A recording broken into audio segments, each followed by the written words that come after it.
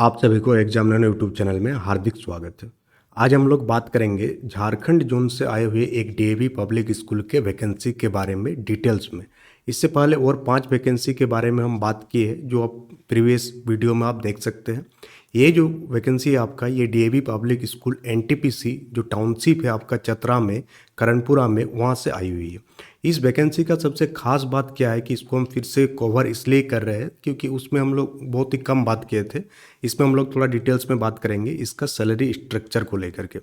इसमें जो salary structure है, इसमें आपको 2 टाइप के सैलरी स्ट्रक्चर यहाँ पर देखने को मिलेगा। एक आपको देखने को मिलेगा रेगुलर अपॉइंटमेंट और दूसरा आपको देखने को मिलेगा कंट्रैक्चुअल अपॉइंटमेंट।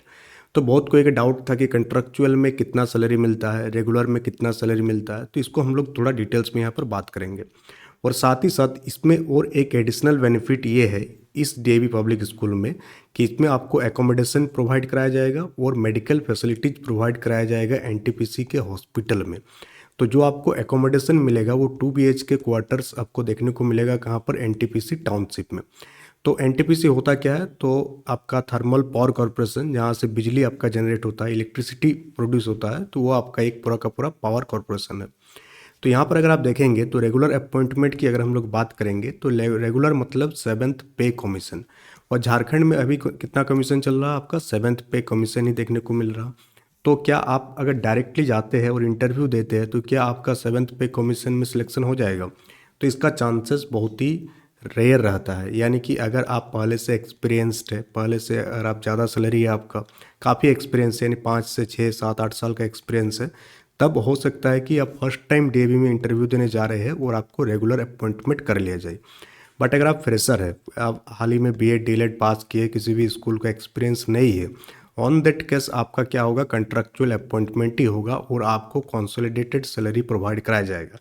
अब मान लेते हैं किसी का 1-2 साल का एक्सपीरियंस है, तो उसके लिए जो है सैलरी क्या है, नेगोशिएबल है, जो कि आपका बेस्ड होगा कि आपका क्या क्या क्वालिफिकेशन है और आपका क्या टीचिंग कंपिटेंसी है। यानी जो आपका डेमो टीचिंग होगा वहाँ पर आप किस तरह से अपने आप को क्या कर पाए हैं, शो कर पाए कि हाँ आपको कितना आता है।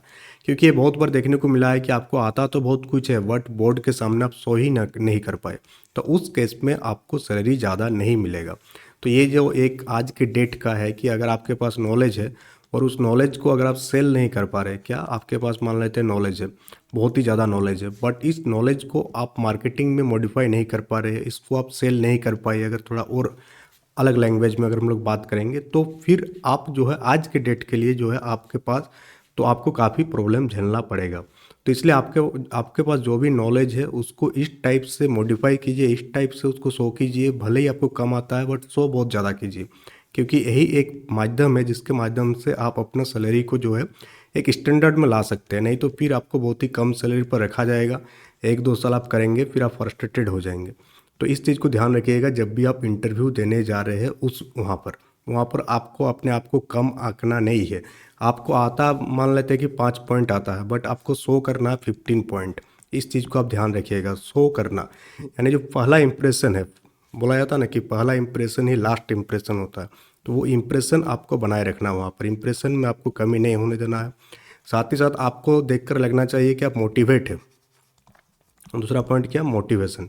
वो लोग ये भी चेक करता है कि आप कितने मोटिवेट है चीज़ों को लेकर के। अगर आप डिमोटिवेट होके जाएंगे तो वो आपके चेहरा में दिखेगा, तो वो डिमोटिवेशन से भी आपका जो है परफॉर्मेंस ख़राब होगा और आपको यहीं पर होगा कि आपको रेगुलर में भी नहीं रखा जाएगा, कंट्रैक्चुअल में भी नहीं रखा जाएगा, फिर आपको नेगोशिएबल किया जाएगा बहुत ही कम सैलरी में। क्योंकि ये कोई गवर्नमेंट का रूल नहीं है कि आपको उतना ही सैलरी देना है, जो कि बहुत ही ख़राब चीज़ है। एक होना चाहिए सेट कि हाँ पीआरटी वालों को, चाहे वो प्राइवेट में हो चाहे वो रेगुलर में हो, उसको एक सेट होना चाहिए। बट कोई ऐसा रूल इंडिया में नहीं है कि हाँ इतना ही सैलरी देना है, तो फिर आपको जैसे मन तैसे मन सैलरी पर रख लेता है। तो मोटिवेशन को अपना हाई रखना है सॉरी, मोटिवेशन को बहुत ही ज़्यादा हाई रखना है, इतना भी नहीं कि ओवर कॉन्फिडेंस नहीं, दोनों के बीच में रखना चाहिए कि देख कर लगना चाहिए कि हाँ आप मोटिवेट है। और साथ ही और एक चीज़ कि आप जो भी ड्रेस पहन के जाइएगा, ये बहुत कोई गलती करता है। ड्रेस में क्या होना चाहिए कि एकदम नया नहीं होना चाहिए, नया ड्रेस पहन के आप मत जाइएगा। जो भी ड्रेस आप पहन के जाइएगा वो 2-3 बार जो है आप पहना हुआ होना चाहिए। ऐसा नहीं लगना चाहिए कि आप आज सज धज कर आए हैं इंटरव्यू देने के लिए। ऐसा लगना चाहिए कि ये जो कैजुअल ड्रेस है इसमें आप यूज टू है। इस चीज़ पर भी थोड़ा सा माइंडली वेकअप होता है कि हाँ कहीं पर काम कर रहे हैं, ये सब चीज़ें। तो सैलरी के बारे में बात करें, जो कंट्रेक्चुअल अपॉइंटमेंट होती है उसमें जो कंसोलिडेटेड सैलरी दिया जाता है, तो अलग अलग जगह पर अलग अलग प्रोवाइड कराया जाता है। तो एक बेसिक आप मान सकते हैं कि जो पीआरटी का सैलरी है वो 25K के आसपास आपको देखने को मिलेगा। टीजीटी का जो सैलरी है वो 30K के आसपास देखने को मिलेगा। पीजीटी का जो सैलरी है वो 35K के आसपास देखने को मिलेगा कंसोलिडेटेड में। इससे ज़्यादा अगर कोई बोल रहा है तो उसको डीएवी के बारे में नॉलेज नहीं है, वो नहीं जानता है सारे प्रोसेस को, वो ऐसे ही आपको हवा में फेंक रहा है। तो इन सारे चीज़ों का आप ध्यान रखिएगा कि इतना ही मिलेगा आपको कंसोलिडेटेड में। अगर आपका अपॉइंटमेंट होता है रेगुलर में तो जो सैलरी आपका 7th पे कमीशन में मिलता है वही मिलेगा। इसको लेकर के एक अलग वीडियो हम और बनाएंगे जहाँ पर डिटेल में बात करेंगे सैलरी को लेकर के, विथ प्रूफ कि हाँ इतना ही मिलता है, मेरे पास इस चीज़ का प्रूफ है। बहुत कोई ऐसे हवा में बात करता है, बट हम हवा में बात नहीं करते हैं।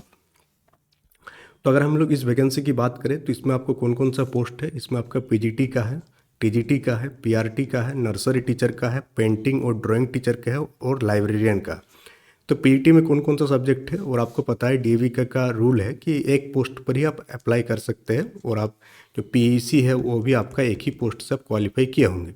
इससे पहले हम लोग इस स्लाइड पर बहुत बार बात कर चुके हैं कि ये स्लाइड काफ़ी इंपॉर्टेंट स्लाइड है।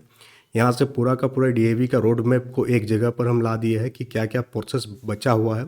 अभी आप इस स्टेज पर है और आपका मार्च एंड अप्रैल में आपका यहाँ पर फाइनल सिलेक्शन आपको यहाँ देखने को मिलेगा। उसी टाइप से टीजीटी का आप सब्जेक्ट देख सकते हैं, पीआरटी में भी हिंदी है, मैथमेटिक्स है और इंग्लिश है। अब इसके लिए जो है आपके पास सीबीटी कार्ड होना चाहिए, 2026 वाला जो पीईसी कार्ड होना चाहिए। और इसको आप अप्लाई कैसे करेंगे, तो इसको अप्लाई करने के लिए अपडेटेड रिज्यूमे आपको इस ईमेल में सेंड करना है। और साथ ही साथ यहाँ एंड लिखा हुआ है, ऐसा नहीं कि ईमेल में आप सेंड कर दिए हो गया, साथ ही साथ ये गूगल फॉर्म का लिंक को भी आपको फिलअप करना है यहाँ पर। तो ये सारे काम आपको करना है अगर आप इस स्कूल में अगर आप अप्लाई करना चाहते हैं। अगर आप झारखंड, बिहार, यूपी जोन में रहते हैं तो काफ़ी अच्छा लोकेशन है और काफ़ी बढ़िया स्कूल है। आप यहाँ पर देख पाएंगे, यहाँ पर स्कूल का ये सारे स्कूल्स का इमेज है, तो काफ़ी अच्छा स्कूल है। अगर मान लेते हैं कि आप फ्रेशर है, अगर आपको कंट्रेक्चुअल में भी रख लेते हैं कंसोलिडेटेड सैलरी के साथ, तो आप साइड बाय साइड तैयारी वगैरह कर सकते हैं और फिर कंटिन्यू कर सकते हैं आगे। 2-3 साल बाद आपको रेगुलर में बहुत कोई को कर दिया जाता है, ऐसा नहीं कि नहीं किया जाता है, किया जाता है, बट उसके लिए भी बहुत सारे नॉर्म्स है एंड प्रोसीजर है जो आपको फॉलो करना है during the period of your tenure. अब यहाँ पर अगर आप देखेंगे तो इस स्कूल के बारे में डिटेल में आपको जानकारी मिल जाएगा। ये साइट है इस स्कूल का, इसको आप विजिट कर लीजिएगा एक बार आप, तो आपको सारी चीज़ें यहाँ पर समझ में आएगा। ये आपका लोकेशन हो गया, पतरातू आपको देखने को मिलेगा, ये चतरा है, और इसी जगह पर आपको करणपुरा देखने को मिलेगा। तो इस वीडियो में इतना ही। अगर आप डीएवी से रिलेटेड और बाकी स्कूल से रिलेटेड टीचर वैकेंसी के लिए आप कोई बढ़िया प्लेटफॉर्म चाहते हैं तो हम लोगों के प्लेटफॉर्म को आप सब्सक्राइब कर सकते हैं, टेलीग्राम चैनल को ज्वाइन कर सकते हैं। टेलीग्राम चैनल में बहुत सारे वैकेंसीज को डाल दिया जाता है जिसके बारे में वीडियो वगैरह नहीं बना पाते हैं, तो उस केस में आप टेलीग्राम चैनल को फॉलो कर सकते हैं। तो that's all for today, thank you for attending the session.